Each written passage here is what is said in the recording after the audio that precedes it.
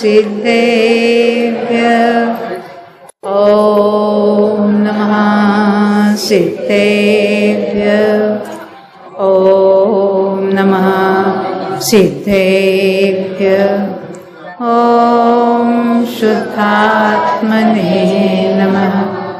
नमो अरिहन्ताणं नमो सिद्धाणं नमो आयर्याणं नमो वच्छायाणं नमो लोये सौवसाहुणं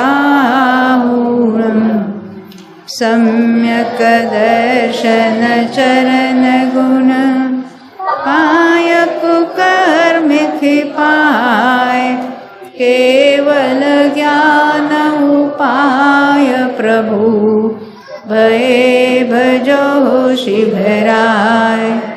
जिन वाणी के ज्ञान तय होत तत्व श्रद्धा चरण धारी केवल लहे पावे पद निर्वाण।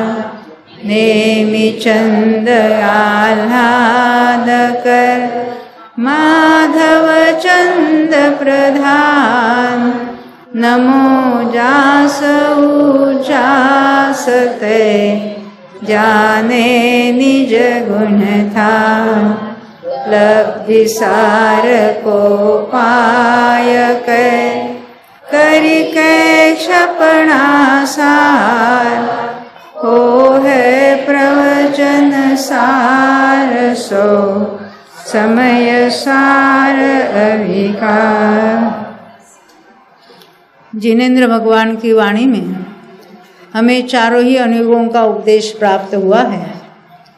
उसमें से कर्णान योग के आधार से हम कर्म के बारे में कुछ चर्चा चल रही है।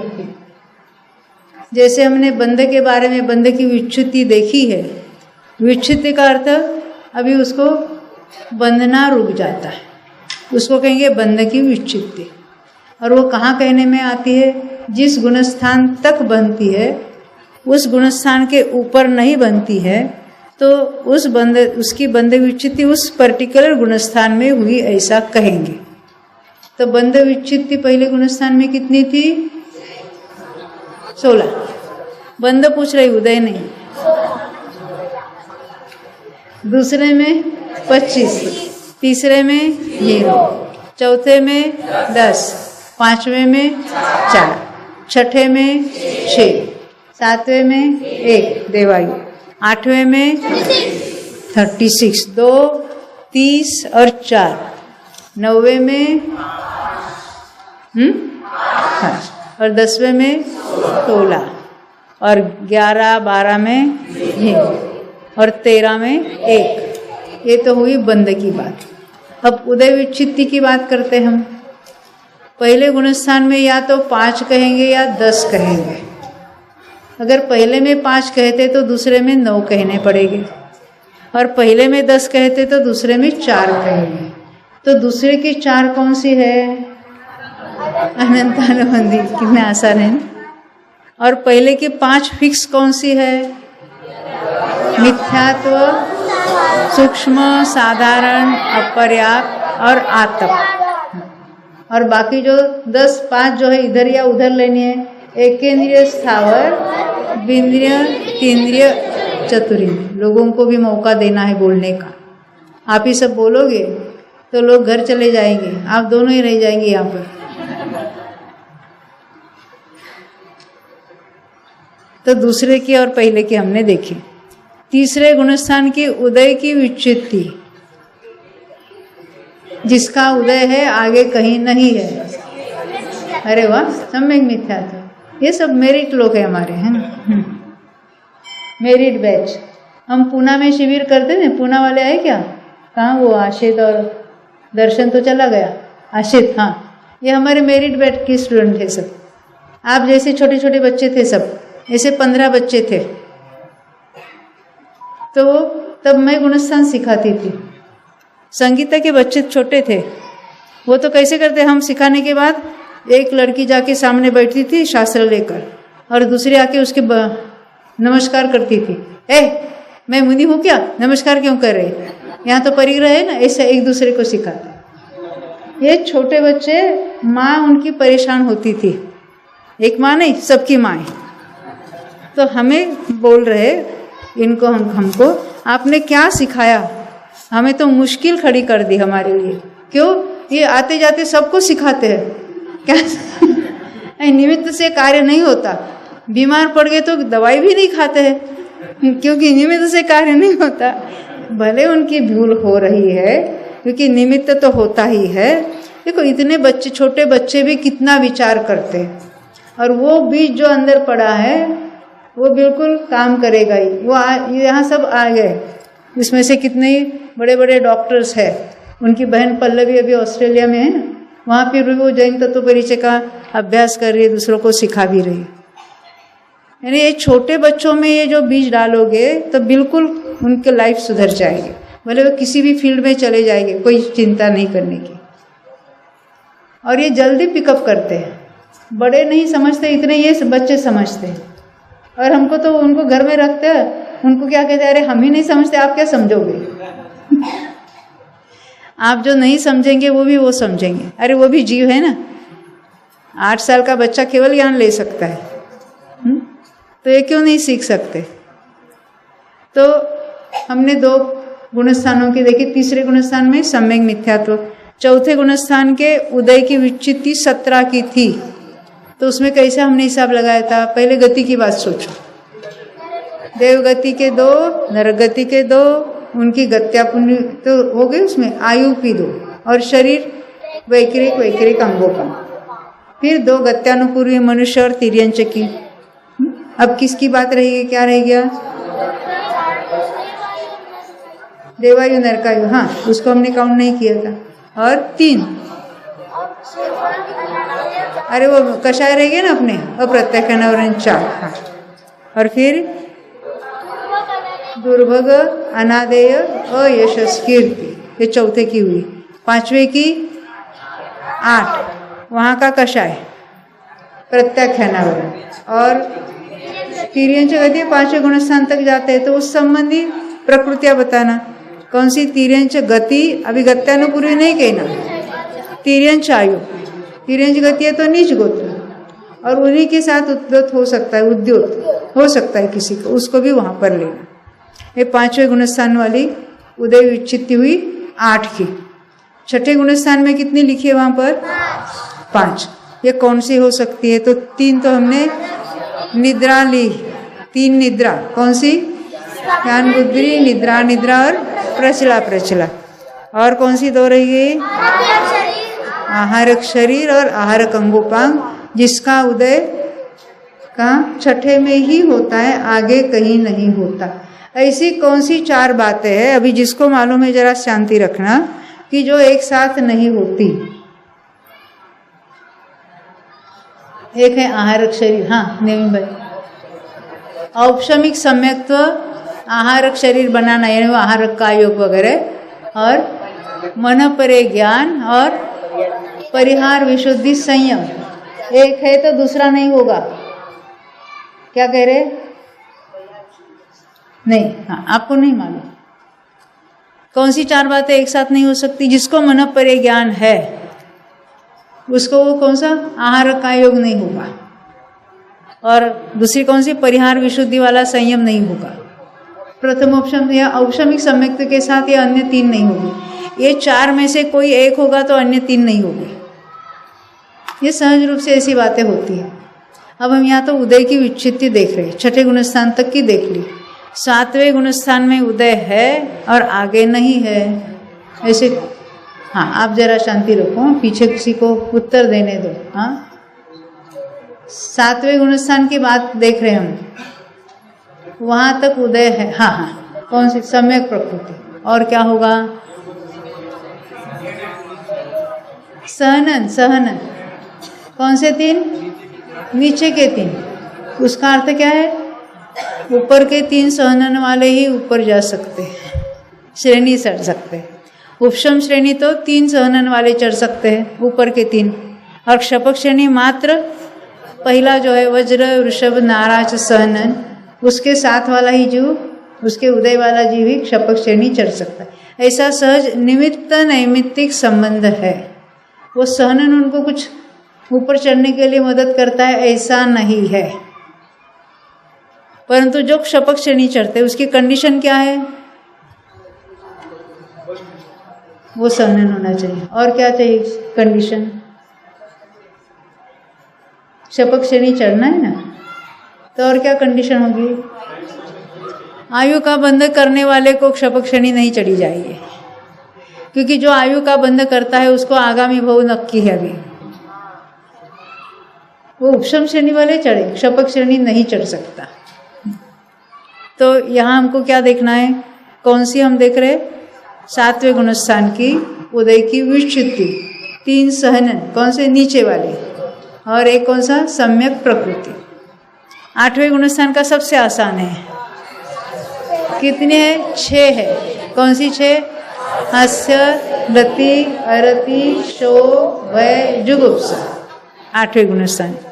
अब 9वें गुणस्थान की उदय की, बंद की नहीं, उदय की विच्छित्ति देखनी है। हाँ, 3 वेद और 3 कषाय। संज्वलन कहना, क्योंकि संज्वलन कहना जरूरी है। 3 वेद ने नपुंसक वेद, स्त्री वेद और पुरुष वेद। किसी को एक को तो 3 का उदय नहीं है, किसी को नपुंसक वेद का उदय है, किसी को स्त्री वेद का, किसी को पुरुष वेद का। यानी वो जीव भी इतने ऊपर के गुणस्थान तक आकर अपगत वेदी होकर मोक्ष चले जा सकते हैं। तो 3 वेद और 3 संज्वलन, क्रोध, मान और माया। लोभ को क्यों छोड़ा? लोभ का उदय 10वें में है, सूक्ष्म लोभ। पर हम इन जनरल लोभ कहेंगे तो भी उसका उदय 10वें में है। तो 10वें में उदय की विच्छित्ति कितने प्रकृतियों की कही? एक। कौन? लोभ। उसका उदय ऊपर नहीं है। अब 11वें गुणस्थान में उदय की विच्छित्ति कैसे कहेंगे, कैसे सोचेंगे उसको? निखिल आप कहेंगे? हाँ, क्या कह रहे? 2 सहनन। हाँ, 2 सहनन। कौन से? वज्र नाराज और नाराज। क्यों? पहले वाले को क्यों छोड़ा? पहले वाला उपशम श्रेणी चढ़ सकता है, बिल्कुल चढ़ सकता है। अन्य 2 वाले भी चढ़ सकते हैं, परंतु क्षपक श्रेणी चढ़ने के लिए अन्य 2 कार्यकारी नहीं। तो अन्य 2 जो हमने देखे थे, कौन से? वज्र को छोड़ो, वज्र वृषभ को। तो वज्र नाराज और नाराज वाले 11वें गुणस्थान तक जा सकते हैं। तो इसलिए उसके उदय की विच्छित्ति 11वें में कहेगी। 2 सहनन। अब 12वें में हमको देखना है जो उदय है और आगे उदय नहीं है। कितने लिखे हैं? 16। कौन सी 16 है वहां पर? देखो, ज्ञानावरण के 5 का उदय है, उसका अभी क्षय होने वाला है यहीं पर। 12वां गुणस्थान है। दर्शनावरण की कितनी बाकी है यहाँ पर? उदय की बात चल रही है।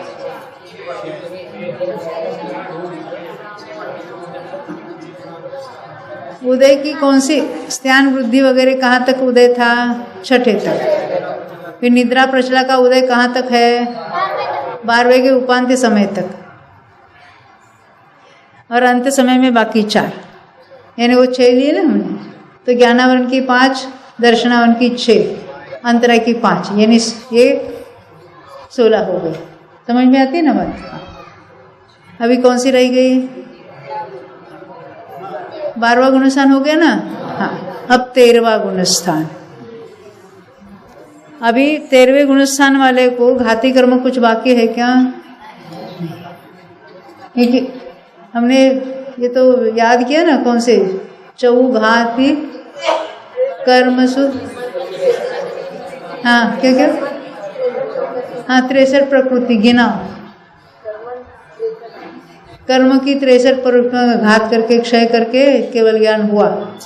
कोई 63 को गिनाएंगे? हाँ बोलिए। बिल्कुल 47 तो घातियाँ हुई। चलो अब मान्य किया। नाम की कितनी? 26। कितनी हुई? नाम की 13। अच्छा,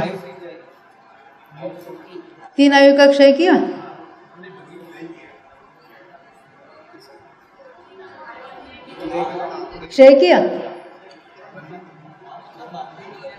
हाँ, हम बांधे नहीं ऐसा कहूँ ना। एक मनुष्य आयु का तो उदय चल रहा है और अन्य 3 आयु तो बांध ही नहीं है, तभी तो क्षपक से नहीं चढ़ेगा। तो क्षय नहीं किया उन्होंने, बांध ही नहीं थी। हाँ तो हमने इसीलिए वहां तो लिखा है 4 कर्म शुभ 63 प्रकृति नाशी लिखा है। अरे पर लिखा है, पर उसका अर्थ हमको समझना चाहिए। उसका नाश नहीं किया, उसको बांधा ही नहीं है, तो उसका सवाल ही नहीं है नाश करने का। सत्ता में ही नहीं है वहाँ पर। 3 आयु की सत्ता ही नहीं है। एक मनुष्य आयु जो वर्तमान बुद्धमान है उसकी सत्ता है, उस सहित वो केवली हुआ है। और जो अन्य कर्मों का जो क्षय हो चुका वो तो पहले हो चुका है, वो 47 का क्षय हो चुका। और नाम कर्म की 13। ये नाम कर्म की 13 कोई बताएंगे? कौन कहते हैं आप? दूसरा किसी को मालूम नहीं है? एक उसमें है क्या आपके कंप्यूटर पे लिखा हुआ है? हाँ नहीं आपको याद है, उनको याद नहीं है। 13 कौन से प्रकृतियों का क्षय होता है?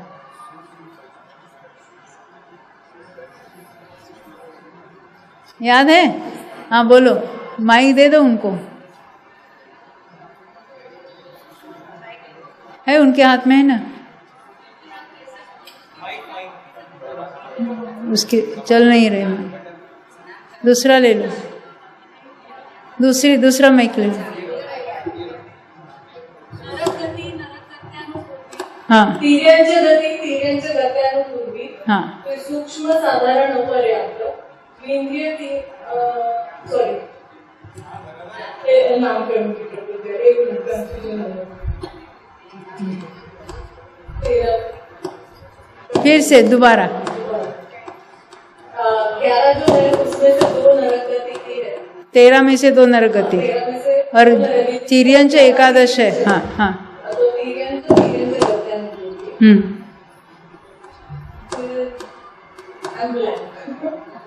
एकेंद्रिय स्थावर सूक्ष्म साधारण अपर्याप्त को मत लेना। अच्छा, अपर्याप्त नहीं, सूक्ष्म साधारण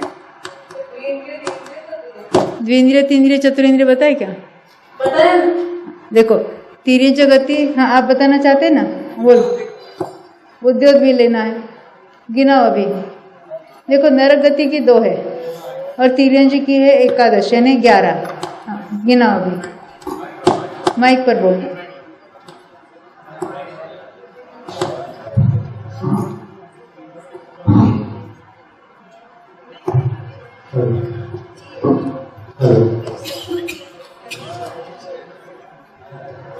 हाँ बोलो फिर शांति से। हाँ नरगति की 2 हुई। तिर्यंच एकादश में इंद्रिय त्रिक सूक्ष्म त्रिक में अपर्याप्त नहीं ले रहे, तो एक इंद्रिय स्थावर आता, सूक्ष्म साधारण अपर्याप्त नहीं ले रहे, त्रय उद्योग तिर्यंच गति गत्यानुपूर्वी। कितने हो गए ना? हाँ कितने हुए? एक इंद्रिय स्थावर आता, विकलन त्रय सूक्ष्म साधारण 3, 6, 2, 8 तिर्यंच गति गत्यानुपूर्वी 10 नीच होता। देखो उद्योग को लेना।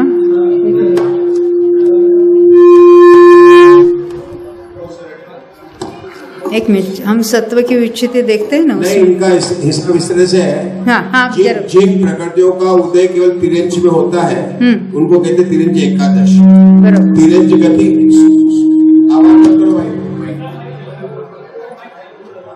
तिरंज गति, तिरंज गत्यानुपूर्वी, नरक, सूक्ष्म, साधारण, स्थावर, 4 इंद्रिय, आत्म और उद्योग, ये 11 हो गए और नरक दिक को मिलाया 13 हो जाए। बरोबर, हाँ। उसको कहेंगे सत्व की विच्छित्ति में ये बातें आती, कहाँ किसका क्षय होता है उसकी बात आ जाते हैं। तो कौन सी देखी हमने?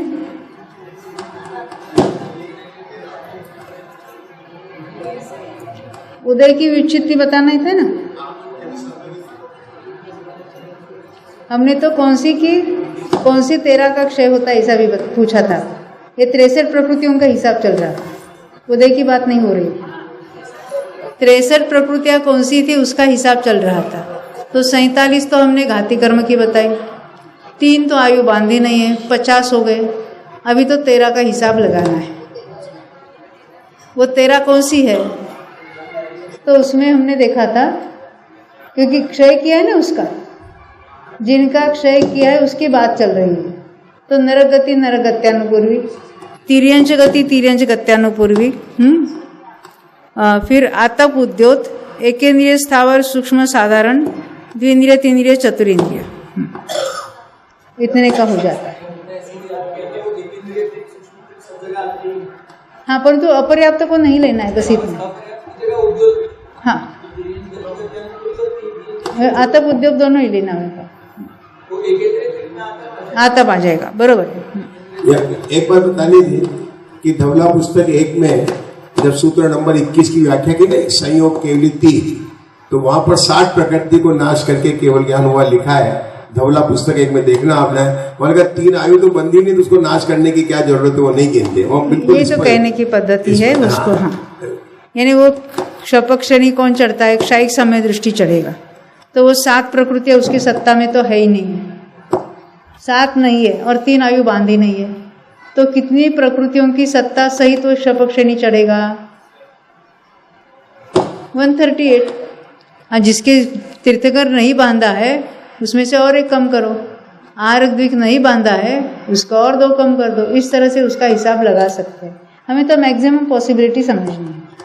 ये 90 गुण स्थान में आप कहेंगे वहाँ तो ये 13 प्रकृति और स्त्यान वृद्धि त्रिक भी नाश होता है और वो 8 कषाय भी चले जाते हैं। वो सारे 47 में गिने ना हमने, घाती कर्मों की 47 गिनी, भले वो क्षपक श्रेणी में कहीं पर भी क्षय होता है, तो हमने सबको मिलकर घाती कर्म की 47 बता दी।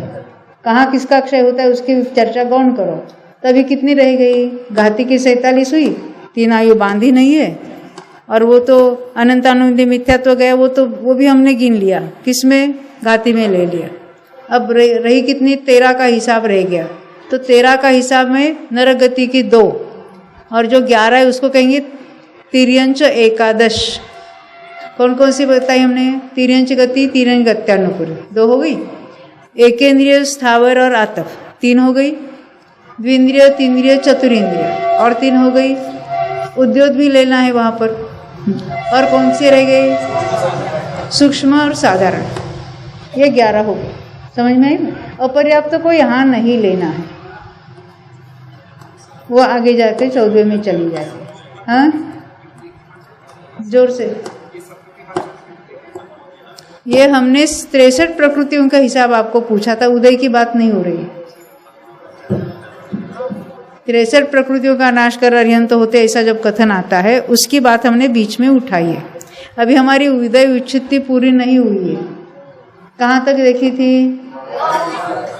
हाँ, 12वें तक। 12वें की कितनी हुई थी?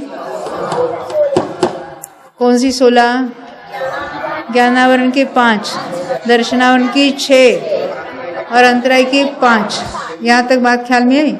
अब 13वें गुणस्थान की उदय की विच्छित्ति देखना है हमको, जहाँ उदय रूप है और बाद में उदय रूप। माइक बंद करो। हाँ,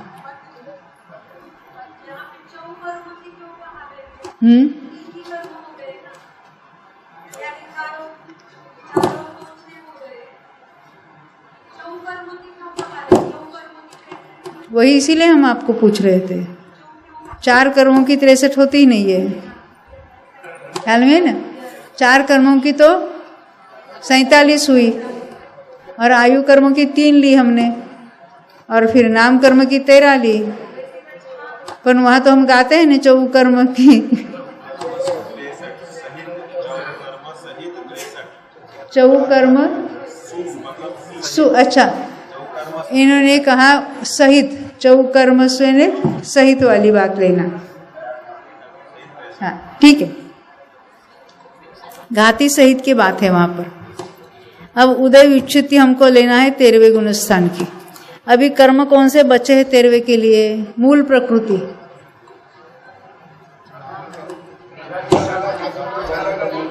मूल प्रकृति कौन सी रही 13वें के लिए? 4 आघाती। कौन सी? वेदनीय, आयु, नाम और गोत्र। वेदनीय में से कितनी बची है? अभी दोनों बची है। आयु कितनी बची है? 1 ही बची है। नाम कर्म की कितनी बची है? अभी जितने क्षपना, अभी नाम कर्म की 13 तो चली गई है ना, तो बाकी बची है ना वहाँ पर। और गोत्र की उसका क्षय नहीं हुआ है, परंतु अभी उदय उच्च गोत्र का चल रहा है। समझ में आई बात? अब उसमें से हमको उदय, जो उदय रूप है उसमें से उदय की विच्छित्ति हुई, नहीं समझे? जो उदय रूप होगा उसी में से उदय की विच्छित्ति होगी ना। और यहाँ अनेक जीवों की बात करें हम, तो वेदनीय की किसी को साता का उदय है, किसी को असाता का उदय है, तो कहेंगे उदय की विच्छित्ति 14वें में जाएगा तो एक का उदय रुक जाएगा और 14वें में असाता का या साता का उदय हुआ, किसी को साता का, किसी को असाता का। एक जीव की अपेक्षा से हम कहेंगे, उसको गिनेंगे, पर नाना जीवों की अपेक्षा से किसी की विच्छित्ति हुई नहीं है। फिर भी एक जीव की अपेक्षा गिनेंगे तो किसी के साता की विच्छित्ति हुई, किसी के असाता के उदय की विच्छित्ति हुई, तो हम अभी गिनने के लिए एक वेदनीय कहेंगे। आयु के उदय की विच्छित्ति होगी कि नहीं होगी? नहीं होगी, क्योंकि 14वें के अंत समय तक आयु चलेगी। अभी गोत्र के उदय की विच्छित्ति हो जाएगी कि नहीं हो जाएगी? उसका तो उच्च गोत्र का उदय अंतिम समय तक चलेगा। अभी हमको कंसिडर करना है नाम कर्म की। तो नाम कर्म की जो उदय रूप है उसमें से विच्छित्ति गिननी, जो उदय रूप नहीं उसकी तो बात ही नहीं यहाँ पर। तो जो उदय रूप है और जिसकी विच्छित्ति होने वाली है वो कौन सी है? तो वज्र, वृषभ, नारा, सहनन और निर्माण, इसको पहले 2 बता दिए। अब कौन सी होगी? जो ध्रुवोदयी होती है, स्थिर अस्थिर दोनों और शुभ अशुभ दोनों, उसको भी लेना है यहाँ। फिर किसी को सुस्वर है, किसी को दुस्वर है, उनको भी दोनों को लेना है। फिर विहाय गति कौन सी लेना? दोनों लेना। तीर्थंकर की अपेक्षा वो सभी प्रशस्त प्रकृतियाँ लेंगे, पर सामान्य केवली की अपेक्षा दोनों भी कोई भी हो सकती है, इसलिए दोनों को लिया। फिर शरीर कौन सा रहेगा वहाँ पर? देखो, मनुष्य गति का उदय आगे भी चलेगा, परंतु औदारिक शरीर नाम कर्म का उदय रुकेगा, यानी शरीर के परमाणुओं का ग्रहण करने का कार्य 13वें तक होगा, 14वें में नहीं होगा। ये ख्याल में आता ना? औदारिक शरीर तो रहेगा, औदारिक शरीर नाम कर्म का उदय रुक जाएगा। नाम कर्म के कारण जो परमाणु ग्रहण किए थे, औदारिक शरीर रूप से बंधे थे, वो शरीर तो चलेगा, नया ग्रहण रुकेगा 14वें में। ये उसकी आवाज क्यों हो रही? ये आयु कर्म ऐसा है, अनादि से मोक्ष होने के पूर्व तक चालू रहता है। शरीर बदलेगा, आयु बदल जाती है, लेकिन डिस्कंटिन्यू कहीं नहीं होती। हाँ, ऐसा इसके साथ नियम। देखो, आयु का उदय तो हर समय चलेगा कि नहीं चलेगा? तो 8 कर्मों का उदय हो रहा है ना। अब 4 कर्म का क्षय हुआ तो उसमें से 4 कर्म का उदय रहेगा उनको, उसमें आयु भी आ गई। तो हमने क्या देखा था अभी तक? एक वेदनीय देखा, उसके बाद किसको देखा था? वज्र, वृषभ, नारा, सहनन और निर्माण देखा। अब उसके बाद स्थिर अस्थिर दोनों को लेना, शुभ अशुभ दोनों को लेना, उसके सुस्वर दुस्वर दोनों को लेना, प्रशस्त अप्रशस्त विहाय गति को दोनों को लेना है। अभी औदारिक शरीर और औदारिक अंगोपा, तेजस और कर्माण शरीर, वो तो नाम कर्म के भेद है। तेजस शरीर नाम कर्म, ऐसा हम फुल फॉर्म नहीं बोल रहे, हम शॉर्ट में तेजस शरीर कर्माण शरीर कह रहे हैं। ये नाम कर्मों की बात हो रही है। उसके बाद संस्थान होगा जो वहाँ पर है, वो समचतुर संस्थान। संस्थान तो 6 हो सकते हैं, 6 संस्थान वहाँ हो सकते हैं। सामान्य केवली की अपेक्षा 6 संस्थान में से कोई भी संस्थान होगा। वर्णादि 4, फिर अगुरु लघु के 4। कौन से 4? अगुरु लघु, उपघात, परघात और उच्छ्वास। उसके बाद प्रत्येक शरीर यहाँ लेना। क्या प्रश्न है? हाँ बताए ना, उच्छ्वास और प्रत्येक शरीर। ये एक जीव की अपेक्षा 30 कहे हमने, थोड़ा कंटाल आवे ऐसी बात है ना। हम कल इसको फिर दोबारा रिपीट करेंगे। अभी थोड़े प्रश्न लेने वाले हम, क्योंकि कागज का गट्ठा मेरे पास तैयार हुआ है प्रश्नों के, है ना। अनंत अवस्था में प्राण, भाव प्राण कितने माने गए? कब अनंत अवस्था में? हाँ, कौन बताना चाहते हैं? हाँ 4 कौन से हो गए? आयु नहीं कहना, आयु प्राण कहना। 5 इंद्रिय नहीं हो गए, नहीं कथन है। 5 इंद्रिय प्राण नहीं हो गए। इंद्रिय का अर्थ शरीर के इंद्रिय, और इंद्रिय प्राण ने इंद्रियों के द्वारा जानने का कार्य।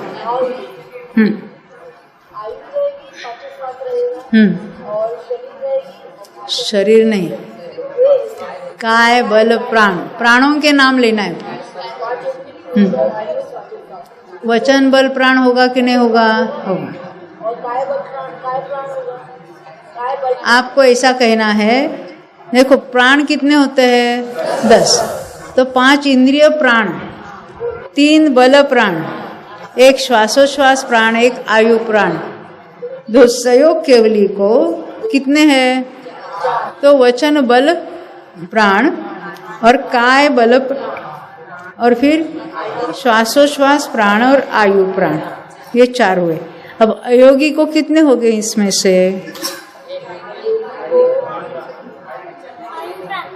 1 आयु प्राण बस, क्योंकि वो सब श्वास निरोध, योग निरोध सब हो गया है, बाकी सब चले गए। शरीर है पर काल बल प्राण नहीं है, इस तरह उसका अर्थ करना। अभी अपनी बात किसकी चल रही थी? उदय के विच्छित्ति की। 13वें गुणस्थान में कितने का उदय होगा, उससे कि उतनी की उदय विच्छित्ति कहलाएगी। कितने लिखे वहां पर? 13वें में, और 14वें में 13। उसमें से उदय रूप कौन सी नहीं है?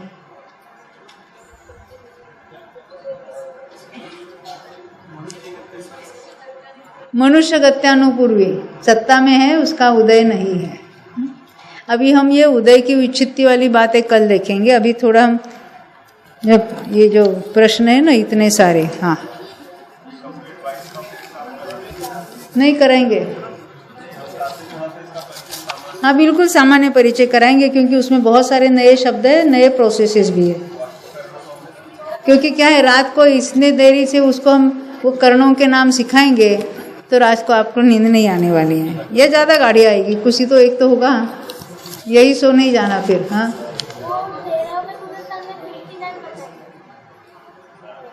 देखो 13वें गुणस्थान में नाना जीवों की अपेक्षा 29। हमेशा ये सारे हमने जो विच्छित्ति देखी वो नाना जीवों की अपेक्षा, अनेक जीवों की अपेक्षा। तो 29 क्यों? क्योंकि किसी को साता का उदय है, किसी को असाता का उदय है। अनेक जीवों की अपेक्षा उसकी विच्छित्ति नहीं हुई कहेंगे।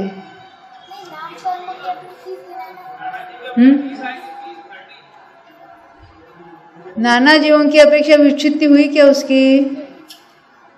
एक जीव की अपेक्षा किसी का साता चला गया, किसी का असाता चला गया, और नाना जीवों की अपेक्षा दोनों है। इसलिए नाना जीवों की अपेक्षा 29 कहेंगे, एक जीव की अपेक्षा 30 कहेंगे।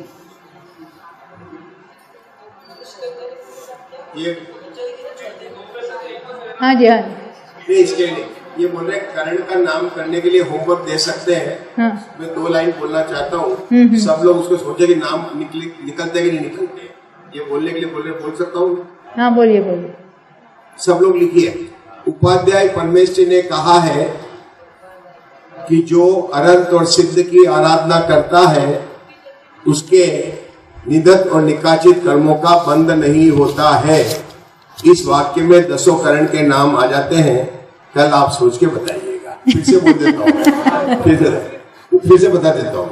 उपाध्याय परमेश्वरी ने कहा है कि जो अनंत और सिद्ध भगवान की सच्चे मन से आराधना करता है उसके निधत और निकाचित कर्मों का बंध नहीं होता है। ये याद करने के लिए इसे प्रश्न में पूछना मुझे, इससे 10 करण के नाम याद होते हैं। ये होमवर्क है, कल जब देखेंगे कल उसका उत्तर मिलेगा आपको, है ना। हाँ, पहले आपको सोचना है उसके ऊपर। हाँ, चलो अभी हम थोड़े प्रश्न लेते हैं। हाँ,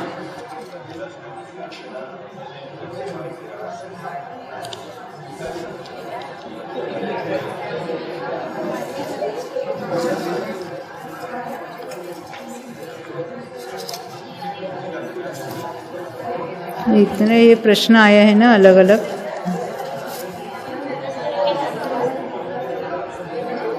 क्षयक्षमिक भाव में क्षयक्षमिक चारित्र और संयम दोनों कैसे, ये हमने देखा था। जो देखा था उसको हम अभी गौण करेंगे यहाँ पर। हाँ,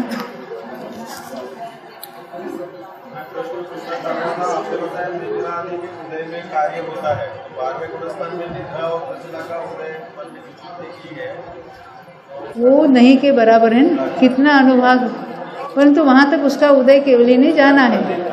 वैसे तो जो इतने जो करण परिणाम है और जो शपक श्रेणी जैसी उत्कृष्ट विशुद्धि है, वहाँ तो निद्रा के बाद फिर भी भगवान के ज्ञान में वहाँ तक उसका उदय है, तो उसको कहेंगे। दीदी, हाँ दीदी, हाँ, तीव्र उदय उसको कहेंगे। उदय विच्छेदी में कहीं 122 का कथन आता है, कहीं 102 का कथन आता है, तो इनकी विवक्षा क्या है? क्या उदय विच्छेदी में हाँ, कहीं 122 का कथन आता है कुल, और कहीं 102 का कथन आता है। कहाँ लिखा है? ये कर्मकांड की 302 अर्थात 301 अर्थात 303 में ये विवरण है थोड़ा सा। मनुष्यों में उदय रूप कितनी है? मनुष्यों में 102, तो उसकी विच्छेदी होगी। हाँ, 122 का भी कथन आता है। इन जनरल है, चारों गतियों की अपेक्षा टोटल। अच्छा, ख्याल में है ना? हाँ हाँ हाँ, तो उस हिसाब से उदय विच्छेदी में भी अंतर आएगा ना। गुणस्थान देखो, मार्गणा की अपेक्षा कहेंगे कि जितनी उदय रूप है उतनी विच्छेदी उसमें बताएंगे। ये मार्गणा का भेद है। एक बात होता है इन जनरल सबके मिलाकर कहेंगे, वो बात अलग है, और एक एक गति की अपेक्षा बात करेंगे, वो बात अलग है। 102 क्यों कहा? क्योंकि चारों गतियों में मनुष्य के ही 14 गुणस्थान घटित होते हैं, तो उसी की बात वहां करेंगे हम। तुम पहले गुणस्थान में मिथ्यात्व और अपर्याप्त 2 की उदय विच्छेदी बता रहे हैं। अभी हम नेचुरली उदय है क्या? सूक्ष्म साधारण का और आतप का उदय है क्या? मनुष्यों को जिसको इतने का उदय है उसी में से विच्छेदी कहलाएगी। नहीं समझा? बराबर। आप मार्गणा की बात सोच रहे हैं। विच्छेदी किसके हो गई? जो उदय है उसकी विच्छेदी हो गई, जिसका उदय ही नहीं है उसकी विच्छेदी कहलाएगी ही नहीं। अब मनुष्यों के लिए नरक गति के उदय की विच्छेदी होगी क्या? तिर्यंच गति के उदय की विच्छेदी हुई? देवगति के उदय की विच्छेदी नहीं होगी, उसके वो उदय रूप ही नहीं है। इस तरह से आपको सोचना चाहिए। वो भी अच्छा सबको पकड़ना है, इसलिए पूछा मैंने। बिल्कुल अच्छा किया। हाँ, बिल्कुल अच्छा। 20 प्रकृतियां जो हैं उनका उदय ही नहीं है। हाँ, इसलिए तो उदय ही नहीं तो उसकी विच्छेदी भी नहीं कहेंगे। बराबर। क्योंकि ये बात हमने बंध में भी निकाली नहीं थी। बंध में भी बंध योग्य प्रकृतियां उस गति में कितनी होती है। हम खाली गति की मार्गणा, हम इंद्रिय मार्गणा, योग मार्गणा सब में घटित कर सकते हैं। जितना हम डिटेल में सोचेंगे उतना हम घटित कर सकते हैं, परंतु कैसे सोचना है इसका एक नमूना यहाँ हम पेश कर रहे हैं। ये कर्मकांड में या अन्य ग्रंथों में उसकी बहुत विस्तार से चर्चा आती है। बराबर।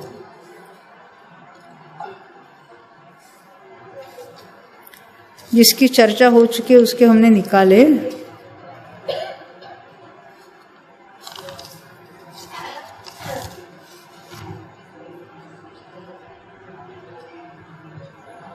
जिसके संबंध में हमें ज्ञान नहीं है उस संबंधी हमारे मति ज्ञानावरण का उदय है। ज्ञेय पदार्थ तो अनंत है और ज्ञानावरण के असंख्यात लोक प्रमाण भेद बताए है, यह कैसे समझे? असंख्यात भेद में भी क्या ले सकते हैं? देखो, जितने प्रकार के ज्ञान होंगे उतने ज्ञान आवरण हम कहेंगे। समझ में आती है ना बात? जिन जीवों का भी हमें संयोग है वही के वही संयोग अगले भव में क्या इजीली शक्य है? जरूरी नहीं, कुछ भी हो सकते, क्योंकि कोई एक इंद्रिय में गया और कोई देव में गया, कोई मोक्ष में भी चला गया। तो उन जीवों के साथ क्या संबंध है? हमें उनके साथ इतना राग है कि अगले भव में भी संयोग चाहते हैं उनके साथ, है ना?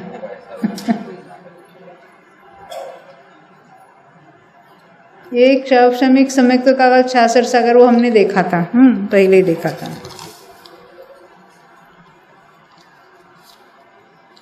तिर्यंच को मिथ्यात्व से सम्यक्त्व होता है, वह काल क्षुद्र भव से भी कम है, और स्पष्ट करके समझे। कुछ नहीं, इतना ही देखा था कि शास्त्र में ऐसा आता है, तिर्यंच गति में रहने का, मिथ्यात्व के साथ रहने का जगन्य काल कितना है। तो ऐसा ले सकते हैं, कोई मनुष्य है, वो तिर्यंच गति में एक क्षुद्र भव किया और अन्य भव में चला गया, तो उतना तो उसको जगन्य काल कहना चाहिए था। उसको नहीं, यानी क्षुद्र भव को लेना था, उतना नहीं लिया। किसको लिया? उसके तिर्यंच के साथ कोई सम्यक्त्व को छोड़कर मिथ्यात्व में आया और फिर वापस सम्यक्त्व में चला गया, उसको जगन्य काल गिना। इसी से सिद्ध होता है कि क्षुद्र भव से भी इसका काल छोटा है, ये कहना चाहता हूं। ये पूर्वविदों की बात अपनी हुई थी। पहले शुक्ल ध्यान के भेद में भी विषयों का पलटना होता है, वे अबुद्धिपूर्वक ही है, बिल्कुल केवल ज्ञान गम्य है।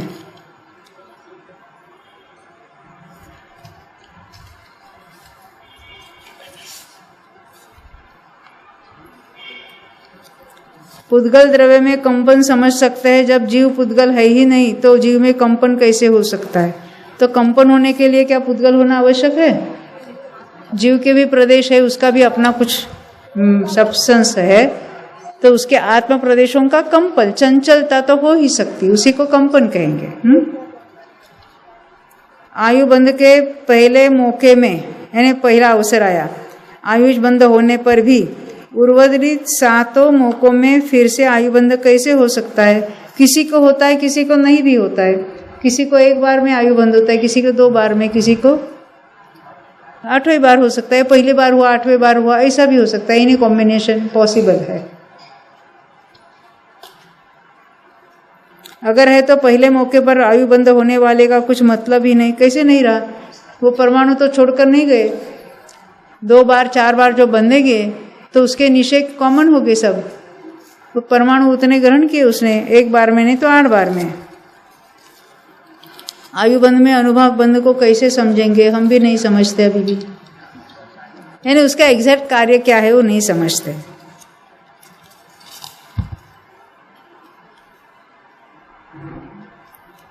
चौदहवें गुणस्थान में जो योग निरोध करते हैं, 14वें में नहीं करते, 13वें के अंत में करते। ये आत्म प्रदेशों का विभाव यानी कंपन अवस्था का मिटना है। योग गुण की स्वभाव पर या निष्कंप अवस्था प्रकट होती है, जो सिद्धों में भी चलती रहती है। क्या मैं सही समझी? अरे समझी कि नहीं, एक एक जन पूछने के नहीं तो क्या होगा मेरा। 13वें के अंत में योग निरोध होता है। योग निरोध होता है ना क्या? जैसे हम कर्मों में पहले वो बादर था, फिर सूक्ष्म हुआ, वैसे तो योगों में भी बादर से सूक्ष्म होता है और फिर उसका निरोध होता है।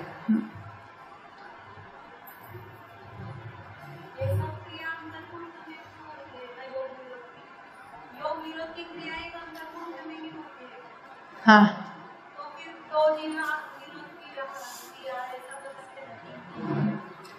आपका कहना है योग निरोध की कब होती है क्रिया? 13वें के अंत में होगी, एक अंतर्मूर्त में होती है। आगे का प्रश्न दूसरा आधा क्या है?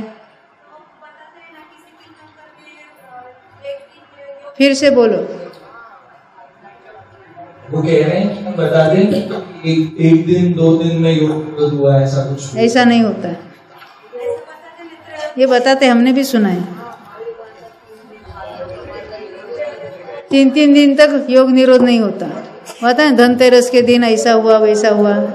और भले उनकी वाणी नहीं खीरी बाद में, पर उन्होंने योग निरोध किया ऐसा कथन नहीं कर सकते। एक मना परे ज्ञान पर तो जो निजुमति है तो और विपुलमति, तो विपुलमति ज्ञान वर्तमान समय को ही लक्ष्य करता है, और वर्तमान समय के अंदर भले वो त्रिकाल को जाने तो त्रिकाल को जान लेगा।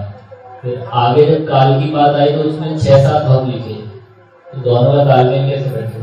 कहाँ तक की बात जानते हैं? किसी सामने वाले जीव के भूतकाल के इतने भवों की बात उनके ख्याल में आती है, भविष्य के इतने ख्याल में आती है, वो एक काल की बात। फिर 6-7 भाव की बात आई ना, आगे 6-7 भाव को जाना। पृथक्त्व भाव कहा ना उन्होंने, भव तक, वहां तक की बात, यानी वो जीव आगे के भव में क्या सोचेगा उसकी बात भी उनके ख्याल में आ गई।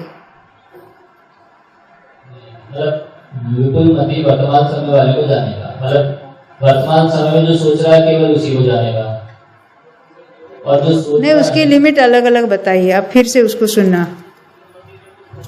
विपुलमति और रुजुमति के जो उसके जो लिमिट है ना, उसकी बात अलग है।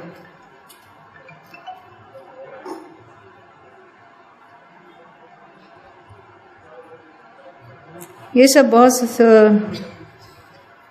प्रश्न रिपीट हुए हैं जिसकी हमने चर्चा कर दी है। कर्म बंध होने के बाद 8 कर्मों में बंटवारा होता है तो वेदनीय कर्म में अधिक हिस्सा जाता है, ऐसा क्यों? ऐसा है क्या पूछा? हाँ है। आयु कर्म के बंध में लेशा और कषायों का अलग अलग क्या योगदान है? क्रोधादि कषाय में लेशा किस प्रकार घटित होती है? वो कषाय मार्गणा में वो जीव कांड पढ़ना, उसमें बहुत विस्तार है। यानी कौन से कषाय में कितनी लेशा कैसे होती है वो विस्तार से समझाया है।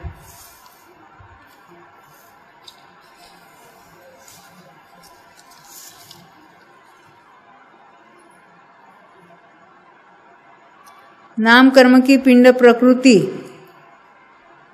जब पररूप से उदय में आते हैं तब उनका डिस्ट्रीब्यूशन हमेशा नाम कर्म की सभी प्रकृति में होगा और एक जैसा ही होगा, या प्रकृति के हिसाब से अलग अलग होगा? वैसे तो सामान्य से सब जगह होगा, अधिक विस्तार है 15 धवला पुस्तक नंबर 15A, उसमें वो हिसाब पूरा बताया, डायग्राम सकस संदृष्टि सहित। डेफिनेशन ऑफ क्षोभम, what is the need for भविष्यकालीन 19 पदकों का सदवस्था रूप उपशम। ऐसा ना, उदय चल रहा है और उसके साथ ऊपर के निषेकों में परमाणु छूटकर नीचे आते उदीर्ण होकर उनका भी उदय हो सकता है, तो ऐसा उनमें नहीं हो। इसमें भविष्यकालीन जो पड़े हैं सर्वघाती, वो अपनी अपनी जगह बने रहे, वो अपनी जगह छोड़कर सर्वघाती रूप से उदय में न आवे, इसीलिए वो दूसरा भाग जो परिभाषा का वो बताया है।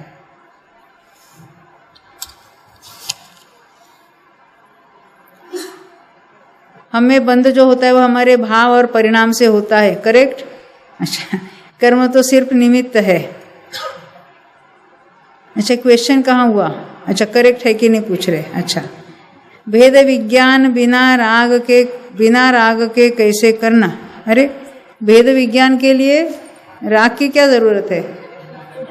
राग करने की नहीं, राग से अपनी भिन्नता जानने की जरूरत है। तो कहते वो भिन्नता जानने के लिए पहले राग करना चाहिए कि नहीं करना चाहिए? अरे, राग तो हो ही रहे ना, तो मैं उस रूप नहीं हूँ, यही तो भेद जानना है। और खाली भेद जान इतना नहीं करना है, भेद जानकर अपने अभेद में लीन होना है। विशुद्धि के अलग अलग अर्थ आए हैं पंचलब्धि में, कृपया एक्सप्लेन कर दीजिए। एक क्षोभम लब्धि में भी विशुद्धि बढ़ती है, प्रयोग लब्धि में भी होती है, आगे भी चलकर, यानी विशुद्धि लब्धि का तो अलग ही नाम है ना उसमें। क्षोभम लब्धि में क्या होता है? ज्ञानावरणादि समस्त अप्रशस्त कर्म प्रकृतियों का अनुभाग प्रति समय अनंत गुणा घटता घटता उदय में आता है। नेचुरली क्या होगा? मोहनी का भी अनुभाग घट रहा है, तो तो मौनी का अनुभव घट रहा है तो विशुद्धि बढ़ रही है, वो सामान्य कथन कहेंगे। फिर आगे भी प्रायोग लब्धि में भी विशुद्धि की बात आती है और करण लब्धि में भी विशुद्धि की बात आती है। जो करण लब्धि वाली विशुद्धि है, क्षोभशम भाव वाली है, वो तो सामान्य जिज्ञासा के अर्थ में आती है। प्रायोग लब्धि में जो जीव अपनी बात सोचता है, तत्व विचार कर रहा है, तब की बात आती है। और करण लब्धि में जीव के स्व सन्मुख परिणाम हो चुके हैं, उस समय की विशुद्धि की बात आती है। तत्व निर्णय पूर्वक ज्ञान की निर्मलता का अर्थ वहां विशुद्धि लेना है।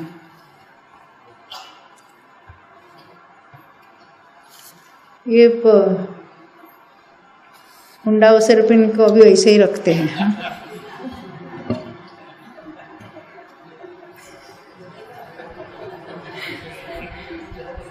मारणांतिक समुदाय में दोनों ऑप्शन में सारा प्रोसेस भुज्यमान आयु में ही है ना? मारणांतिक समुद्घात तो भुज्यमान आयु में हो रहा है, और मरण के बाद जो जाना है, ख्याल में फैले हुए जो आत्म प्रदेश है, मरण के समय में वापस आकर जाते हैं बाद में, मरण के बाद क्या ऐसे पड़े पड़े वो मरण के बाद मूल शरीर से उत्पन्न यानी उचकते हैं? उसकी बात ये दो ऑप्शंस में आती है। जलकाई जीव यानी जल ही जिनका शरीर है, इनके 7 लाख करोड़ कुल होते हैं, यानी उन पुद्गल स्कंदों की इतनी वैरायटी है जिनके इनका जल रूपी शरीर बनता है। हाँ, ऐसा ही वो पुद्गल स्कंदों को लेना, उनके अलग अलग वैरायटी को ले लेना है।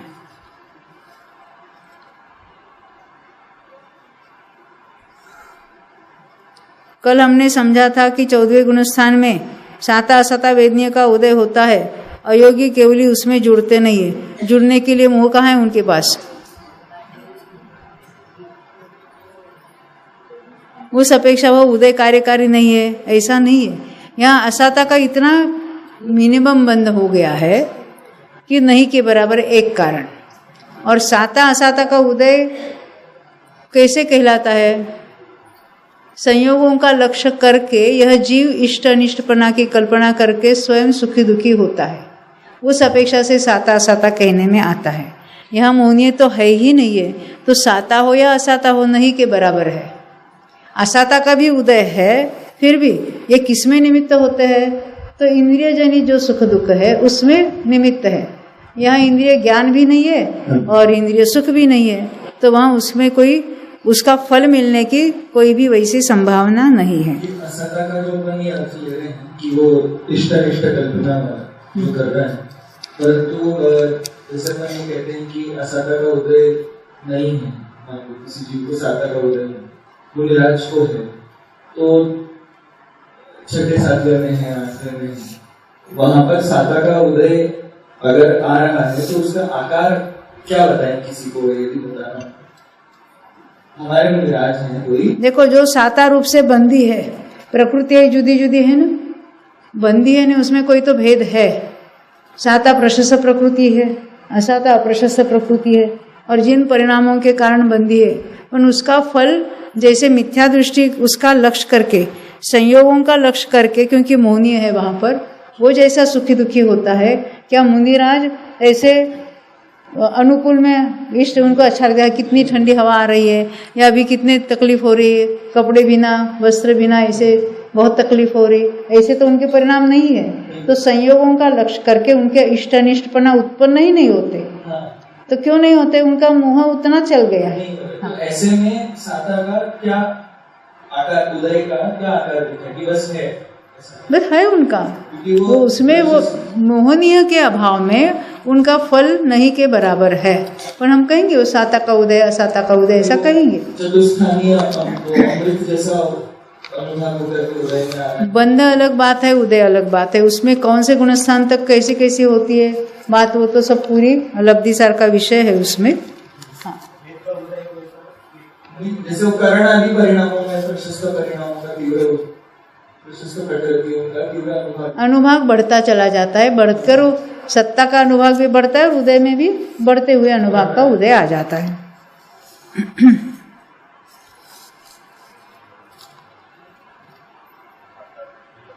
क्या वेदिनीय कर्म के उदय में बाहर में अनुकूल प्रतिकूल संयोग प्राप्त होते हैं?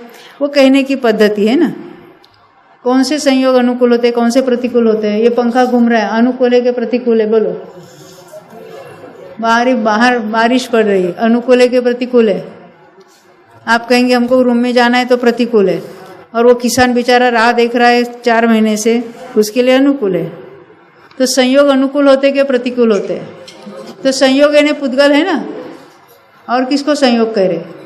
तो पुद्गल भी 2 जाति के हैं, एक अनुकूल पुद्गल और एक प्रतिकूल पुद्गल। एक अच्छे पुद्गल, एक बुरे पुद्गल, है ना।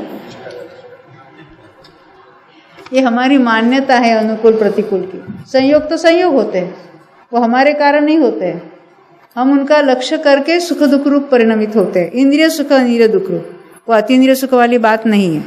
तब उनको कहेंगे साता का उदय या असाता का उदय। हमेशा मैं कहती हूँ लड्डू खा रहे, साता का उदय चल रहा है, और फोन आया, अरे किसी का एक्सीडेंट हो गया, तो वो लड्डू का सुख कहाँ चला गया? हमने दूसरे किसी का लक्ष्य किया, और अभी अनिष्ट रूप से यानी उसको अनिष्ट मानकर हम स्वयं परिणमित हो रहे, तो उसको असाता का उदय कहेंगे हम।